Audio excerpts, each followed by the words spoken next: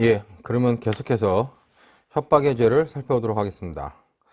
자, 이제 우리가 협박의 죄를 봐야 되는데, 협박의 죄에 대해서 여러분들 교환 보시면은 그 의의를 가지고 사람에 대해 해악을 고지하여 의사결정의 자유를 침해하는 범죄다 그랬습니다. 보호법익은 개인의 의사결정의 자유다. 그리고 이제 보호의 정도에 대해서는 침해범설과 위헌범설의 대립이 있다 그랬습니다.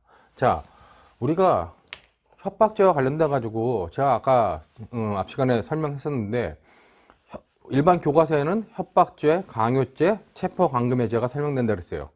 자, 그 이유는 의사 결정을 하는 것을 보호하고 결정에 따라 의사 활동을 갖다가 보호하고 그 다음에 신체 활동을 보호하기 때문에 협박, 강요, 체포감금의 순으로 나가는데 우리는 이제 체포감금죄가 법전에 나와 있는 순서대로 한다 그래가지고 그렇게 한다 그랬습니다. 자, 여기 중요한 거는 이제 의사 결정의 자유를 침해하는 범죄라고 봐요. 자, 보호법이 뭐다? 더 위에다 그려야 되는데 그냥 쉽게 보면 보호법익은 의사결정의 자유라는 겁니다. 자, 이 의사결정의 자유를 보호하기 위해서 협박죄의 구성권 위법성 책임이 나오는 거죠. 자, 근데 이 의사결정의 자유를 침해해야지. 즉, 성립하는 범죄, 침해범으로 볼 것이냐, 아니면은 꼭 침해하지 않더라도 어떤 협박만 있으면은 바로 보호법익인 의사결정의 자유가 침해된 것으로 볼 것이냐 하는 위헌범으로 볼 것이냐와 관련돼 가지고 견해의 대립이 있다는 겁니다. 자, 과거에 대법원 판례는 침해범으로 왔어요. 근데 이제 위헌범으로 판례를 변경했죠. 그렇기 때문에 여러분들 교환 보시면은 그 침해범설이 다수설이라 그러는데 아직까지 다수설이긴 한데 요즘 들어가지고 위헌범설로 보는 입장들도 굉장히 많아지고 있는 것 같습니다. 근데 판례는 이제 위헌범으로 본다. 의사결정의 자유를 침해하는 범죄라고 하지만 실제로는 협박 행위를 해가지고 상대방의 의사결정의 자유가 침해됐냐 여부와 상관없이 협박만 하면 침해된다고 보는 위헌범으로 보는 것이 현재 판례 입장이다. 그렇게 여러분들이 보시면서 이 판례로서 여러분들이 나온 중요한 판례가 125페이지에 나와 있는 그 대법원 2007도 606 전원합의 재판결입니다. 이 판결은 역시 형법 표준 판례가 나와 있는 판례이기 때문에 굉장히 중요한 판례이기 때문에 여러분들이 전반적으로 다 살펴보셔야 돼요. 그 위헌범으로 보는 판례가 왜 타당하냐와 관련돼 가지고는 제가 거기에 교환에다가 밑줄을 좀 쳐놨는데 구성요건의 실질적 해석 기준인 보호법익 문제와 당해 구성요건의 충족 여부에 관한 그 문제인 기미수 문제는 기수나 미수 문제는 별개라는 겁니다. 이렇게 침해법원으로 보는 견해가 주장하는 대표적인 이유가 뭐냐면은 우리가 협박죄는 미수범 처벌 규정이 있어요. 그렇기 때문에 과거에는 어떻게 했냐? 내가 우리가 좀 이따 이제 협박의 개념을 배우겠지만은 협박이란 건 해악의 고지입니다. 상대방한테 내가 어떤 해악을 고지하면 돼. 상대방이 공포심을 먹을 만한 해악을 고지해가지고 상대방이 실제로 공포심을 느꼈어요. 즉, 의사결정의 자유가 침해됐죠. 그랬을 땐 기수. 내가 공포심을 먹을 만한 해악을 고지했는데 상대방이 공포심을 먹지 않았습니다. 그러면 협박의 미수라고 판단한 거예요. 즉, 협박죄에 대해서 미수범 처벌 규정이 있기 때문에 기존에 있어서의 다수결적 입장들은 침해범으로 봤다. 침해되면 기수, 침해되지 않으면 미수라고 봐야 하기 때문에 침해범으로 보는 것이 맞다라고 본 겁니다. 그러나 침해범이냐 위헌범이냐 문제는 여러분들이 총론 시간에 범죄의 종류를 통해서 배웠겠지만 침해범이냐 위헌범이냐 문제는 기준이 뭐예요? 뭘 기준으로 침해범이냐 위헌범으로 나누겠습니까? 보호법익에 대한 침해가 있을 때 성립하는 범죄냐 아니면 보호법익을 향한 위험한 행위가 있을 때 처벌하는 범죄가 있을 때 보호법익을 향한 위험한 행위가 있을 때 처벌하는 범죄 위헌범이라고 그 기준은 이 보호법익에 대한 침해 여부라는 얘기입니다.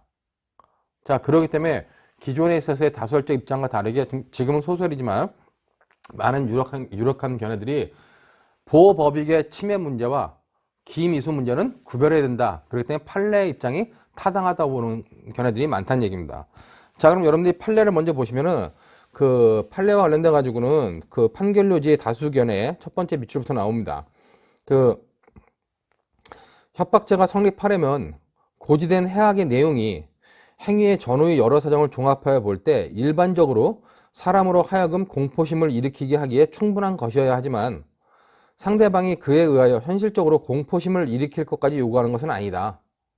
즉, 해악의 고지라는 게 상대방한테 공포심을 먹을 만한 해악을 고지했어요. 근데 그렇게 공포심을 먹을 만한 해악을 고지하면 끝이지. 기수가 되는 것이지. 성립하는 것이지. 상대방이 실제로 공포심을 느꼈냐, 느끼지 않았냐는 범죄 성립에 문제되지가 않는다는 겁니다. 그렇기 때문에 상대방이 그에 의하여 현실적으로 공포심을 일으킬 것까지 요구하는 것은 아니며 그와 같은 정도의 해악을 고지함으로써 상대방이 그 의미를 인식한 이상 상대방이 현실적으로 공포심을 일으켰는지 여부와 관계없이 그로써 구성요건은 충족되어 협박죄의 기수에 이른 것으로 파악된다는 겁니다. 이렇게 파악하면서 이제 판례가 협박죄를 위헌범으로 본 거죠. 자, 그러면서 이제 중요한 게 그럼 기존의 다수의 견해들이 침해범으로 볼 때는 협박죄는 미수범을 처벌하기 때문에 침해범으로 봐야 된다. 만약에 이렇게 위헌범으로 보면 협박죄를 미수범으로 처벌할 수가 없다. 협박죄의 미수범이 어딨냐? 협박을 하면 바로 기수인데 미수범이라는 게 있을 수 없지 않냐? 그런 반론이 많다 보니까 판례가 대법원이 판결문에다가 협박죄에 있어서 미수범이 성립할 수 있는 경우를 딱 명시적으로 표시를 했다는 겁니다. 굉장히 중요하죠. 뭐 변호사 시험이야 뭐 오지선다형이고 그러니까 문제가 없는데 일반 국가고시에서 사지선다형 문제는 교수들이 출제하기 가장 좋아하는 객관식 문제 중에 하나입니다. 다음 중 협박죄의 미수범이 성립할 수 없는 경우는, 그러면 세 가지 경우는 판례가 협박죄에 있어서 미수범이 성립할 수 있는 경우라고 제시를 했어요. 그것이 여러분들 그 나번에 나오는 밑줄이죠. 즉 협박죄는 사람의 의사결정의 자유를 보호법이라 하는 위헌범이라 보면 상당하다. 그러면 위헌범에는 미수가 성립할 수 없지 않냐라고 하는 반론에 대해서는 얘기한 것이, 협박죄의 미수범 처벌 조항은 해악의 고지가 현실적으로 상대방에게 도달하지 아니한 경우나 도달은 하였으나 상대방이 이를 지각하지 못하였거나 고지된 해악의 의미를 인식하지 못한 경우 등에 적용될 뿐이다 라고 했습니다. 즉 판례가 미수범에 있어서 협박죄의 미수범 관련돼 가지고는 해악을 고지했어요. 해악을 고지했는데 이쪽에 도달하지 않으면, 이 고지한 자체가 뭐예요? 이게 실행의 착수이기 때문에 협박죄에서 실행의 착수는 있었는데 도달하지 않았다. 즉 내가 직접적으로 말할 때 내가 너 죽여버린다? 그럼 어떻게 해요? 해악을 고지하는 순간 바로 도달되는 거죠. 근데 멀리 있는 사람이야. 편지로 내가 너한테 너를 죽여버릴 거야. 어떻게 무섭게 해서 죽여버릴 거야. 가지고 편지를 보냈습니다. 고지는 했는데 아직 도달하지 않은 경우. 이 경우가 미수라는 얘기입니다. 또 하나. 고지는 했어요. 고지는 했고 도달도 했습니다. 근데 상대방이 도달해서 인식 못한 거예요. 도달을 인식 못한 경우. 그런 경우도 미수라는 얘기입니다. 내가 편지를 보냈어. 그 사람의 이메일에 들어가거나 그 사람이 집에 도착했어. 근데 그 사람이 뭐요? 도달한 자체를 몰라. 그런 경우가 미수라는 겁니다. 또 하나, 고지했어요. 그래서 고지해서 도달도 했습니다. 도달에 대한 인식도 했어요. 인식도 했는데 의미를 인식 못해. 의미를 인식 못하는 경우, 그 경우에 우리가 협박죄 미수가 일어날 수 있다고 본 겁니다. 즉 내가 상대방한테 너를 죽여버리겠다라고 이제 해악을 고지하는 편지나 이메일을 보냈습니다. 상대방한테 편지통에 도달하거나 이메일에 도달했어요. 상대방도 알았어. 근데 상대방이 딱 열어봤어. 근데 언어가 러시아어로 써 있어. 제가 이제 보통 사례일 때 영어나 다른 외국어를 하면 뭐 영어를 잘하니까 사람들이 영어를 충분히 이해할 수 있죠. 뭐 일본어로도 해도 인식할 수 있고 중국어로도 인식할 수 있는데 러시아는, 제가 러시아를 가봤는데 전혀 의미를 인식 못 하겠더라고요. 그래서 제가 이제 얘를 러시아어로 드는데 러시아어로 널 죽이겠다고 한국 사람한테 얘기했습니다. 의미를 인식 못 하죠. 그런 경우에 우리가 일반적으로 미수가 된다고 보는 겁니다. 그럼 판례가 이런 언급을 왜 했냐? 판례가 이런 언급을 왜 했냐면은 이 침해범이라고 주장하는 사람들이 협박죄 미수를 처벌할 수가 없다. 위헌범으로 보면. 하기 때문에 그런 것들에 대해서 반박하려고 이런 논리까지 전개해가지고 협박죄에서 미수범이 성립할 수 있는 경우라고 하는 세 가지 경우를 제시했다는 겁니다. 그런 의미에서 여러분들이 협박죄에서 미수범이 성립할 수 있는 경우도 잘 기억해 놓으셔야 될 것 같아요. 다음으로 이제 판결 요지 관련돼 가지고 그 판결 요지 두 번째 나왔는데 이 케이스에 관련된 사례에 관련된 건데, 결국 정보보안과 소속 경찰관이 자신의 지위를 내세우면서 타인의 민사 분쟁에 개입하여 빨리 채무를 변제하지 않으면 그 상부에 보고하여 문제를 삼겠다고 말한 사안에서, 이런 사안에서 객관적으로 상대방이 공포심을 일으키기에 충분한 정도의 해악의 고지에 해당하므로 현실적으로 상대방이 공포심을 일으키지 않았다 하더라도 협박죄의 기수가 되면은 문제가 없다고 보면 판례입니다. 자, 그와 관련돼 가지고 그러면은 경찰관이 어떤 잘못된 것을 보고 뭐 상부에 보고하겠다 하는 자체가 정당행위가 될 수 있지 않겠느냐 관련돼가 주장할 수 있는데 127페이지에 보시면은 정당행위에 해당한다는 주장을 이제 그 경찰관 쪽에서 했겠죠. 그랬더니 대부분이 뭐라 했냐, 권리행사나 직무집행의 일환으로 상대방에게 일정한 해악의 고지를 한 경우 그 해악의 고지가 정당한 권리행사나 직무집행으로서 사회상계에 반하지 아니하는 때는 협박자가 성립하지 아니한다는 겁니다. 해악을 고지했더라도 그 자체가 뭐요? 정당한 권리행사거나 법집행이면 협박자 성립하지 않는다는 겁니다. 위법성이 조각된다고 보겠죠. 근데 외관상으로는 권리행사거나 아니면 직무집행행위를 보이는 경우를 할지라도 실질적으로 권리나 직무 권한이 남용이 되어 사회상계에 반하는 때는 협박자가 성립할 수 있다고 봐야 된다는 겁니다. 그럼 이 경찰관은 그 관련돼 가지고 경찰공무원 복무규정 제10조에서는 이런 타인의 민사 문제에 개입하지 못하게 되어 있다는 겁니다. 그리고 이제 관련돼 가지고 그 피해자가 다른 사람에 대한 채무의 변제나 피해 변상 여부에 따라 직무집행 여부를 결정할 의사를 갖고 있다는 취지의 해악의 고지는 정당한 직무집행의 일환으로 평가할 수 없다. 그렇기 때문에 이 경찰관의 그런 상부에 보고하겠다는 내용은 해악의 고지에 해당하고 정당한 직무집행에 해당하지 않기 때문에 협박죄가 그냥 기수에 이르렀다고 본 판례입니다. 이 판례는 여러분들이 판례의 내용뿐만 아니라 그 사실관계들도 좀 여러분들이 좀 심도 있게 알아봐야 될 것 같습니다.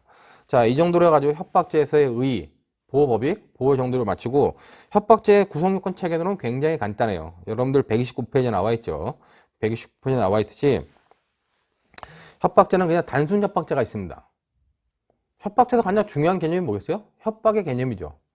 협박은 해악의 고지입니다. 좀 이따 이제 해악의 고지도 최강의, 광의, 최협의로 나누는데 뭐 광의, 협의, 최협의로 나누는데 그 협박의 이제 그 내용을 좀 살펴보고 존속을 협박했다. 그럼 존속 협박죄로 가중처벌하고 그다음에 협박을 하는데 단체나 다중의 위력을 보이거나 아니면 그 위험한 물건을 휴대하고 협박했다. 그럼 특수협박죄로 처벌하는 것이 협박죄의 기본적인 구성요건입니다. 그 전체적인 구성요건이고 그 다음에 이 협박죄와 존속 협박죄는 뭐다? 우리가 반의사 불벌죄로 돼 있어요. 우리가 단순 폭행죄가 반의사 불벌죄였죠. 근데 협박죄도 이제 반의사 불벌죄로 돼 있다.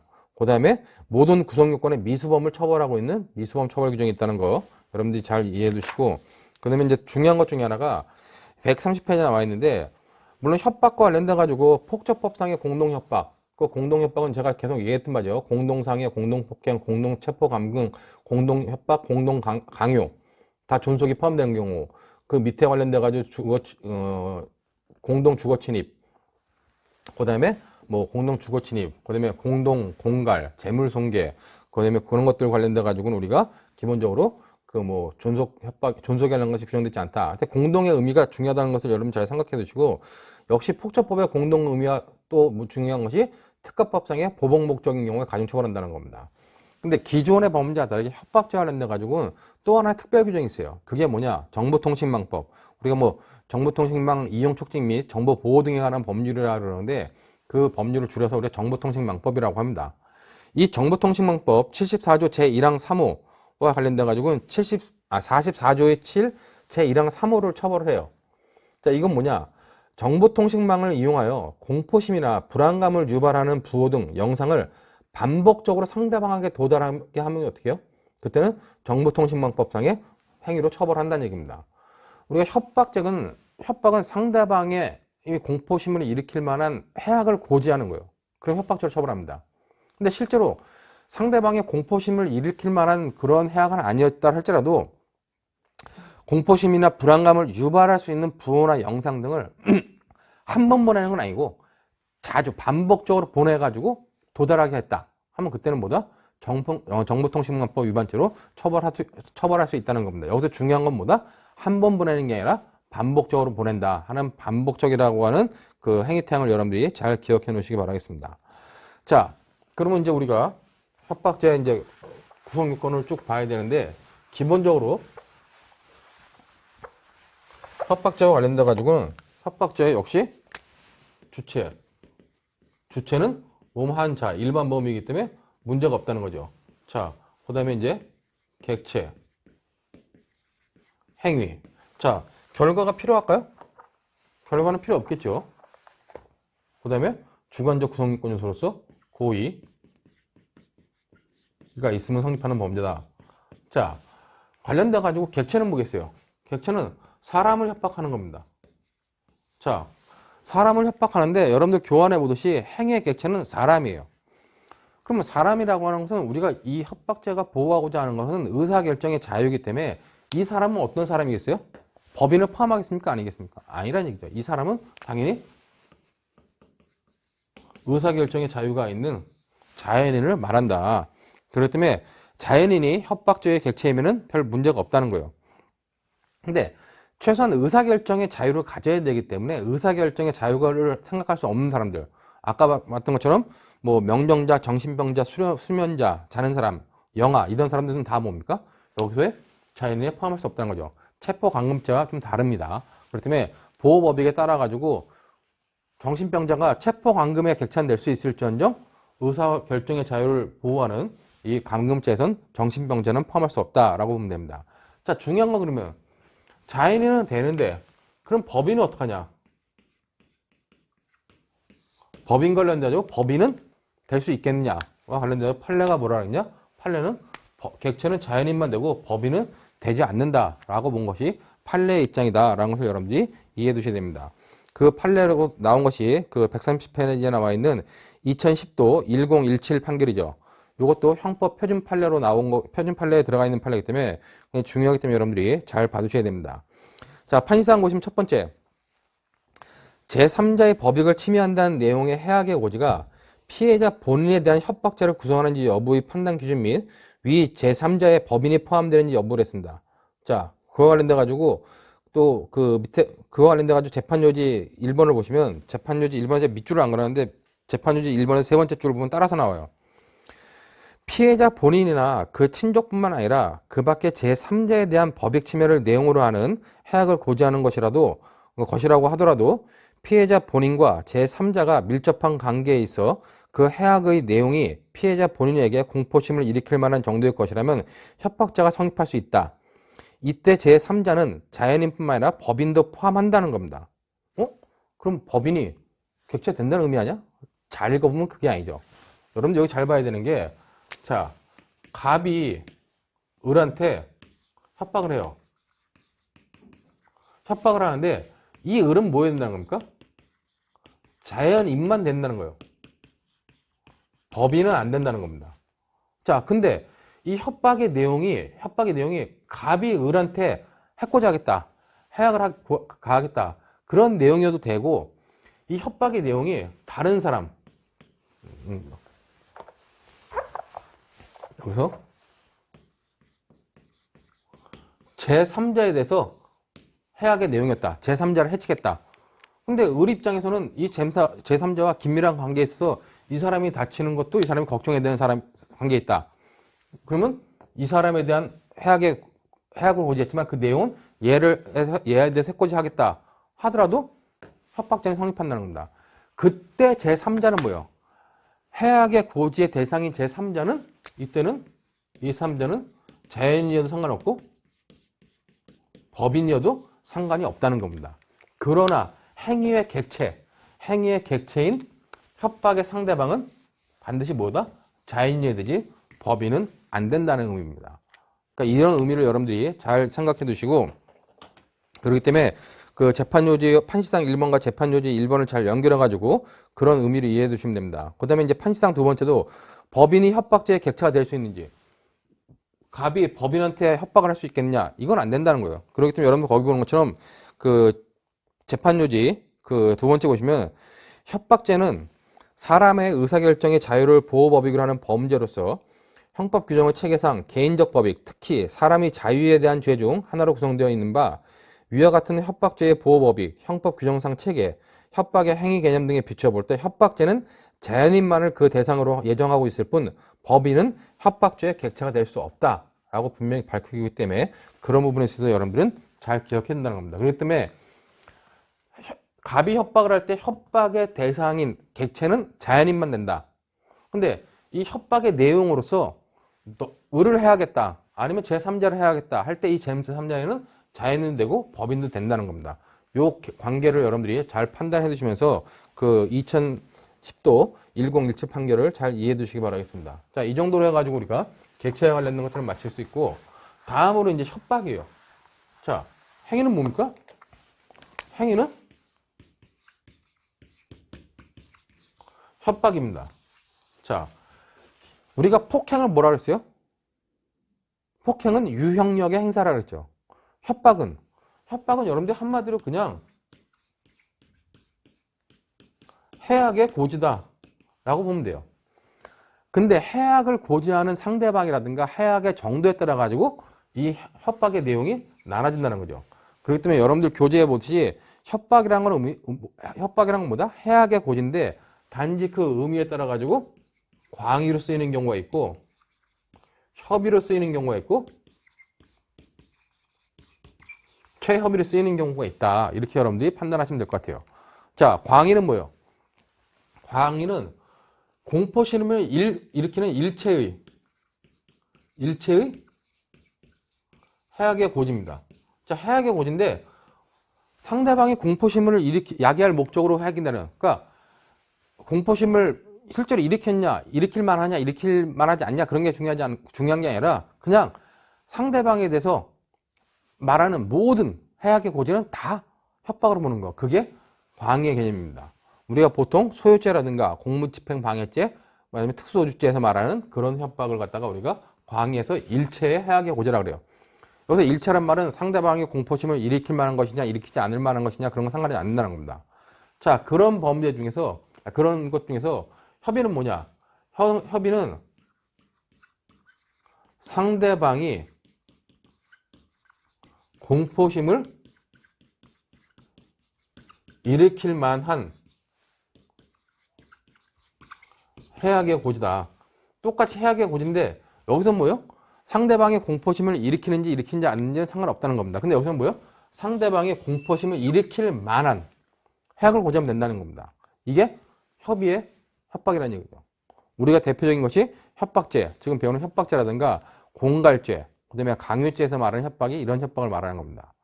여기서 중요한 건 과거에는 이 협박의 개념에서 그렇기 때문에 상대방의 공포심을 일으킬 만한 해악의 고지이기 때문에 상대방의 공포심을 일으키지 않으면 어떡하냐? 그땐 미수라고 봤다는 겁니다. 근데 지금은 뭐요?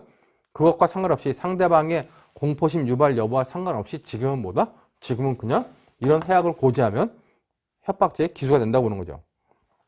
자, 최협의는 뭐겠어요? 최협의는 협의에다가 상대방의 반항을 억압할 수 있는 강도죄라든가 강간죄에서 불가능하게 하거나 곤란하게 하는, 현저히 곤란하게 하거나 불가능하게 하는 그런 반항 억압하는 그런 행위들을 우리가 최협의라고 본다는 겁니다. 자, 그렇기 때문에 협박의 의미와 관련돼 가지고 이렇게 세 가지 의미로 쓰이는데 여러분들이 세 가지 의미를 쓸 때 여기에 해당하는 범죄 뭐다? 강도죄와 강간죄입니다. 여기에 해당하는 범죄 뭐다? 협박죄와 우리가 강요죄라고 봐요. 근데 여러분 잘 봐야 될 것 중에 하나가 교환해 보면은 공갈죄도 있죠. 공갈죄는 폭행 협박으로 상대방한테 뭐요? 상대방한테 외포심을 갖게 해가지고 재물을 갈취하는 겁니다.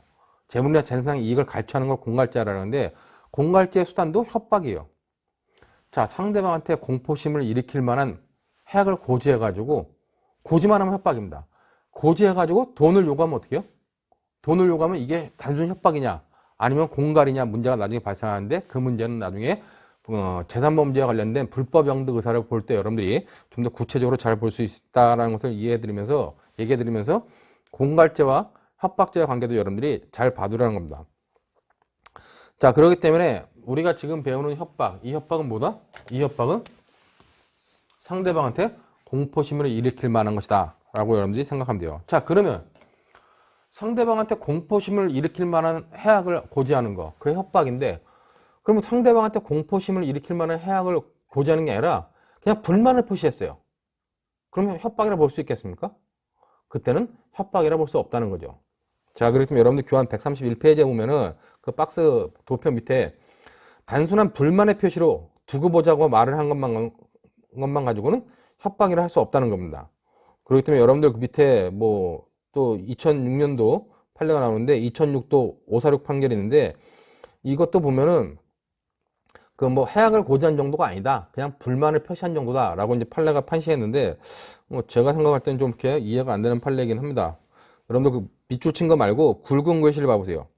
굵은 글씨를 보면 피고인이 공소사실 기재 일시 장소에서 그러니까 피고인이 자신의 동거남과 성관계를 가진 바 있던 피해자에게 사람을 사서 쥐도새도 모르게 파묻어버리겠다.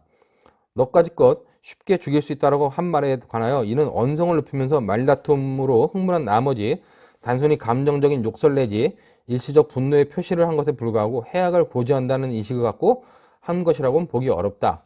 그래가지고 이제 이거는 협박에 해당하지 않는다라고 본 겁니다. 근데 또 이 판결의 구체적 1심까지 제가 다 본 건 아니지만 이 판결만 봤을 때는 사람을 사서 너 죽여버린다. 쥐도새도 모르게 죽여버린다. 아니면 너 파묻어버린다. 했을 때 상대방의 공포심을 일으킬 만한 그런 게 아닌가요?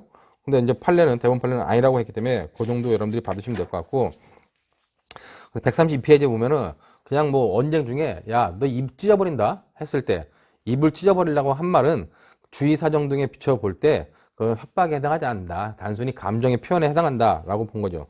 뭐 그 정도의 여러분들이 의미로서 여러분들이 협박과 관련된 내용들을 받으시면 될 것 같습니다. 자, 협박 관련돼 가지고 이제 이거 좀 지우고 그럼 해악의 고지다. 근데 이 해악의 고지는 뭐다? 이 해악의 고지는 공포심 유발 가능성이 있는 해악의 고지다. 여러분들이 이렇게 보면 되겠죠. 상대방이 공포심을 있을 만한 해악의 고지다. 그러면 이 협박 관련된 그 해악을 고지하는데 첫 번째 문제가 뭐다? 첫 번째 문제는 단순한 그 감정 표현은 협박이 아니라 보는 겁니다. 자, 두 번째 이제 문제 되는 게 뭐냐? 두 번째 문제 되는 게 그러면은 해악 고지의 방법으로 상대방에 대한 해악 고지만이 아니라 친족 그 밖에 제3자에 대해서 가능하냐는 겁니다. 아까 그랬죠. 협박은 이 사람한테 하는 거예요. 근데 협박의 상대방이 아니라 해악 고지에 정확히 하면 해악 고지라고 해야지. 해악 고지의 상대방은 어떻게 되냐? 이 상대방은 제3자도 가능하고 이 제3자는 자연인, 법인도 다 가능하다는 거죠. 그러니까 우리가 협박의 상대방과 협박의 내용인 해악 고지의 상대방에 대해서는 이게 제3자도 가능하다. 협박을 하는 그 상대방한테 직접 해악을 고지해도 되고 협박을 하는 상대방한테 다른 사람에 대한 해악의 고지를 얘기해도 된다는 겁니다. 그리고 당연히 거기에는 이제 법인도 포함한다고 보는 거죠. 자, 그리고 중요한 것 중에 하나가 자, 협박을 이 객체한테 협박자의 객체한테 해악을 고지합니다. 해악을 고지하는데 그 해악을 협박을 하는 사람이 해악을 가하겠다고 고지하는 게 아니라 해악을 고지하면서 제3자가 너한테 해악을 가할 거다. 이렇게 고지하는 경우도 가능하겠냐는 겁니다. 그게 가능하다는 거죠. 그렇기 때문에 해악 고지와 관련돼 가지고 해악 고지의 상대방은 제3자도 가능하다. 그러면 다시 제3자의 해악 고지, 제3자가 해악을 고지할 수 있다라고 하는 것을 얘기한 경우 그것도 가능하냐? 가능하다는 겁니다. 그렇기 때문에 여러분 그 밑에 보는 것처럼 제3자로 하여금 해악을 가하도록 하겠다는 방식으로 해악을 고지하는 경우도 가능하다는 거죠. 그렇기 때문에 단지 여기 있는 이제 조건이 이 제3자가 해악을 고지하는데 이 제3자의 행위에 대해서 누가? 이 주체가 범죄 행위의 주체가 이 제3자에 대해서 영향력을 미칠 수 있는 사람이어야 된다는 겁니다. 아니면 상대방이 이 객체가 이 제3자가 이 사람의 말을 들을 수밖에 없는 사람이구나 하는 그 정도를 인식해야 된다는 거죠. 그렇기 때문에 제3자에게 영향을 미칠 수 있음을 보여주거나 아니면 제3자의 행위가 고지자의 의사에 의해 좌우될 수 있는 것으로 상대방이 인식한 경우 즉, 이 제3자가 이 주체로부터 영향력을 받는 사람이다 라는 것을 객체가 인식하거나 인식할 수 있는 경우는 뭐다? 그때는 가능하다고 보는 겁니다. 그렇기 때문에 그 밑에 관련돼 가지고 2006도 6155 판결도 역시 그런 거죠. 그런 판례이기 때문에 여러분들이 그 보시면 되고 더 중요한 거는 그 133페이지 박스 밑에 나와 있는 거. 그래서 피고인이 여기서 이제 범죄자죠. 범죄자가 피해자의 장모가 있는 자리에서 서류를 보여주면서 피고인의 요구를 들어주지 않으면 서류를 세무서로 보내 세무조사를 받게 하여 피해자를 망하게 하겠다라고 말하여 피해자의 장모로 하여금 피해자에게 위와 같은 사실을 전하게 하고 그 다음날 피해자의 처에게 전화를 걸어 며칠 있으면 국세청에서 조사가 나올 것이니 그렇게 아쉬워라고 말한 경우, 위의 각 행위, 즉 피해자의 장모라든가 그 아내에게 말한 행위는 뭐예요? 협박죄에 있어서 해악의 고지에 해당한다는 겁니다. 이 사람이 직접 해악을 고지한 게, 이 사람이 협박을 했는데 협박의 내용은 뭐다? 제3자, 국세청이 세무조사가 나갈 것이다 라고 했다면 그것도 이 사람의 국세청의 세무조사가 행위자의 어떤 그 영향력이 있다고 판단하면은 해악의 고지에 해당할 수 있다는 겁니다. 자, 그런 용도로 여러분들이 봐두시면 되고, 근데 중요한 거는 이제 이와 관련돼 가지고 단순한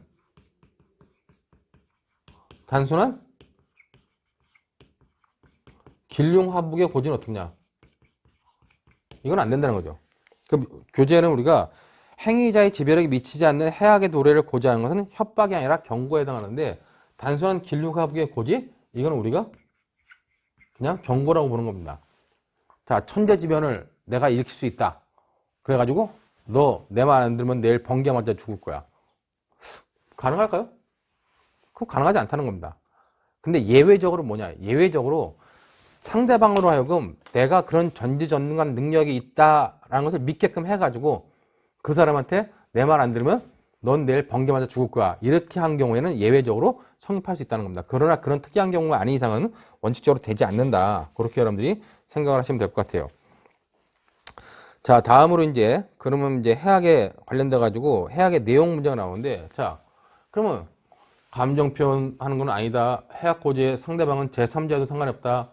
제3자로 하여금 해악 고지하는 것도 상관이 없다. 그러나 경고는 안 된다는 겁니다. 길흉화북의 고지는. 자, 그러면은 해악의 내용은 뭐예요?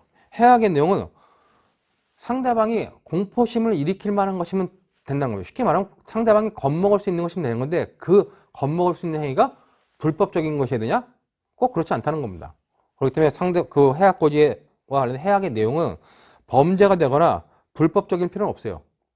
정상적인 고소나 고발이라도 상관이 없다는 겁니다. 그렇기 때문에 해고의 통고, 형사 고소, 신문의 공개 등 이런 것들도 충분히 해악의 고지가 될 수 있다는 것이고, 그 다음에 그 내용은 어떤 행위를 하겠다거나 어떤 행위를 하지 않겠다거나 하는 자기 부작위에 의해서도 충분히 가능하다 하는 그 정도의 내용으로 여러분들이 이해해 두시면 될 것 같습니다.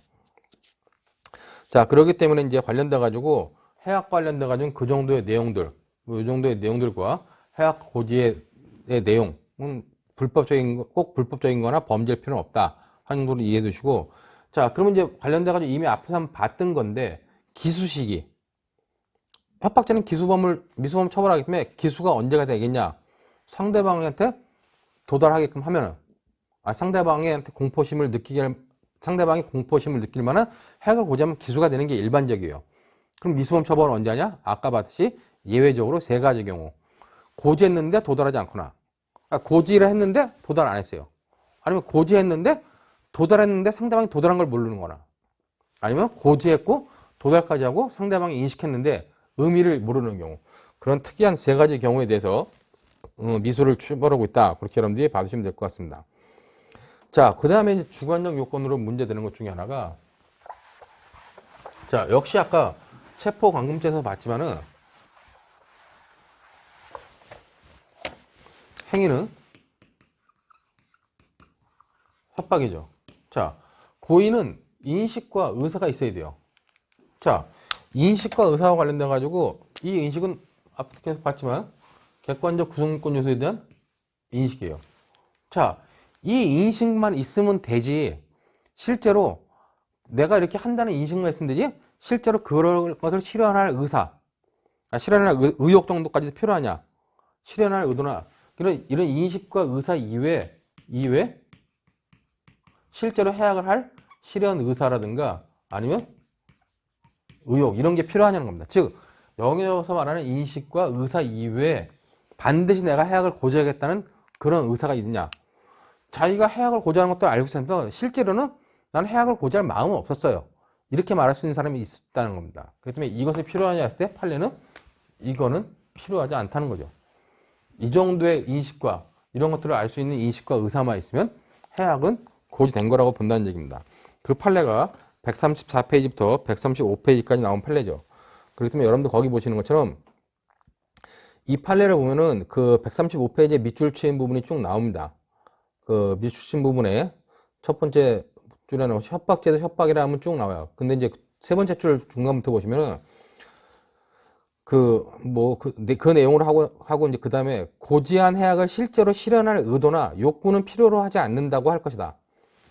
인식과 의사만 있으면 되지 이걸 반드시 실현하겠다는 의사나 의욕, 욕구 이런 것들을 필요로 하지 않는다는 거예요. 이게 뭐냐면은 이 범죄자가 약간 이렇게 좀 백수 같은 사람이었는데 누나 집에 와가지고 이 라이터 통에다가 그 방에 불을 지르겠다, 가족을 전부 죽여버리겠다 하고 소리치면서 1시간 정도가량 말리던 피해자 1시간가량 말리던 피해자가 끝내 무섭고 두려워 신고를 하였다면, 동생이 와서 불 지르겠다, 가족을 전부 죽여버리겠다고 난리를 치니까 이 피해자 누나가 결국 1시간 있다 신고를 했어요. 근데 이제 이 범죄자 입장에서는 실제로 난 그렇게 할 의사는 없었다, 그렇게 주장했는데 대법원 판례가 뭐라 그러냐? 대법원이 인식과 의사는 있었는데 이 정도까지 필요 없기 때문에 그냥 협박죄가 성립한다고 본 거예요. 그렇기 때문에 맨 마지막 보는 것처럼 맨 마지막 줄 밑에 밑줄 친 거 밑에 보면 굵은 시간인데, 그럼에도 불구하고 원심이 피고인에게 협박의 고의를 인정할 수 없다고 판단한 것은 체증법칙을 위반하였거나 협박죄의 법리를 오해하여 판결에 영향을 미치게 하였다 할 것이므로 문제가 있다는 거죠. 그러니까 원심은 항고심은 뭐였어요? 항소심은 인식과 의사 이외에 이것이 있었냐 여부를 따지지 않고 그냥 이것이 없었기 때문에 의사가 없다고 본 건데, 대법원은 이것과 이건 있었는데 이것이 없다고 주장하는 것인데, 이것이 없다고 주장하는 것은 범죄 성립에 문제가 되지 않는다고 본 겁니다. 그 정도의 의미로 여러분들이 보시면 되고, 다음으로 이제 위법성 조각 관련돼 가지고 해악을 고지했어요. 상대방이 공포심을 일으킬 만한 해악을 고지했더라도 그것이 위법성이 조각되는 경우가 있을 수 있다는 거죠. 여러분들 거기 보면 이제 판례 하나 나오는데, 판시상 보시면 친권자가 그 아들에게 야구 방망이로 때릴 듯한 태도를 취하면서 죽여버린다라고 말한 경우는 협박죄를 구성하는지 관련돼 가지고, 이런 거는 아버지가 아들한테 야구 방망이로 때려 죽이겠다 하는 것은 그건 아버지의 어떤 징계권, 교양권의 범위를 넘어서 가지고 사회상규에 위배되는 행위로서 위법성이 조각되지 않는다고 본 거죠. 그렇기 때문에 관련돼 가지고 결국 협박행위가 20조 정당행위에 해당할 수 있느냐 없느냐가 가장 중요한 거 있죠. 그렇기 때문에 139페이지 맨 마지막에 보면 대법원 2007도 606 전원합의체 판결, 아까 우리가 위헌범으로 전원합의체 판결 관련돼 가지고 아까 경찰관이 타인의 민사 문제에 개입한 관련돼 가지고 정당한 직무집행이다, 정당행위에 해당한다고 볼 수 있냐라고 주장했는데, 판례가 뭐라 했습니까? 그거는 형식상 그렇게 보일지라도 실질적으로 그렇지 않다는 거죠. 즉 경찰 공무원 복무 규정에 보면은 사인 간의 민사 문제에 개입하지 못하게 되어 있기 때문에 외형상 직무집행처럼 보이지만 실제로는 아니기 때문에 사회상규에 위배된다라고 판단한 거라는 겁니다.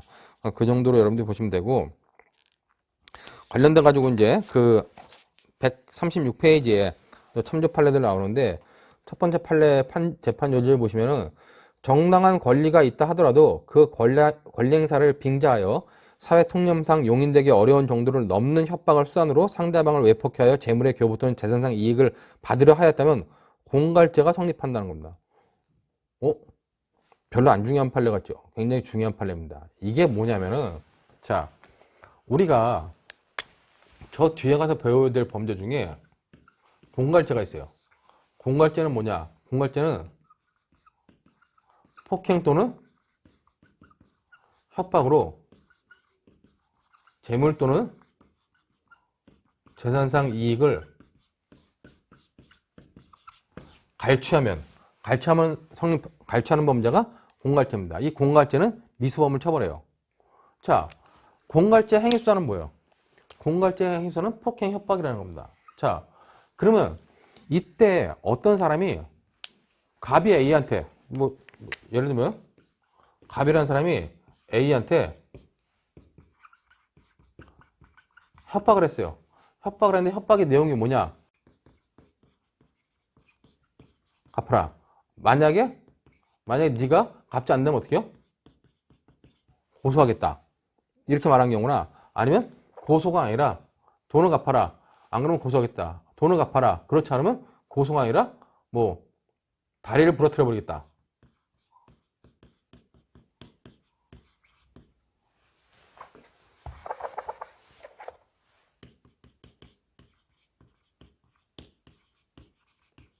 이렇게 얘기할 수 있다는 거죠. 고소한다거나 다리를 부러뜨리고 있다. 돈을 갚아라. 그렇지 않으면 이렇게 얘기할 수 있다는 겁니다. 자, 돈을 갚아라. 안 갚으면 고소하겠다. 아까 해약의 내용은 뭐라 했어요? 범죄가 아니어도 상관없다는 겁니다. 고소하는 것도 해당할 수 있다는 겁니다. 다리를 부러뜨리겠다? 이건 범죄죠. 범죄가 아닌 경우와 범죄인 경우 다 해당할 수 있기 때문에 해약을 고지한 거예요. 이 사람이 근데 해약을 고지한 이유가 뭐예요? 해약을 고지한 이유가 자기 돈을 갚아라 그랬잖아요. 자, 갑은 A한테 돈을 받을 권리가 있어요. 돈을 빌려줬는데 안 갚으니까 이렇게 얘기한 거예요. 그럼 이랬을 때 A가 돈을 안 갚는다고 갑이 이렇게 돈을 갚아라. 갚지 않으면 고소하겠다. 아니면 다리를 부러뜨리겠다 얘기하면 이것이 공갈죄에 해당하느냐? 아니면 단순히 요 행위, 다리를 부러뜨리겠다, 고소하겠다 요 행위만 보고 협박죄를 볼 수 있겠냐는 겁니다. 이게 나중에 이 공갈죄라고 하는 건 재산범죄이기 때문에 이 재산범죄와 관련돼 가지고는 재산범죄는 반드시 뭐다? 주관적 구성요건으로서 불법 영득 의사라는 게 필요하게 합니다. 필요하게 되는데 이때 불법이 수단의 불법을 말하는 거냐 아니면 영득의 불법을 나타내는 거냐에 따라 가지고 견해가 달라져요. 물론 다수약설은 어떻게 보는지 모르겠지만 많이 바뀌었지만 판례는 현재 이 불법이란 게 명확하게 판례 입장에서는 수단의 불법을 말한다고 봐요. 돈을 받을 권리가 있더라도 수단이 불법하면은 공갈죄가 성립한다고 보는 겁니다.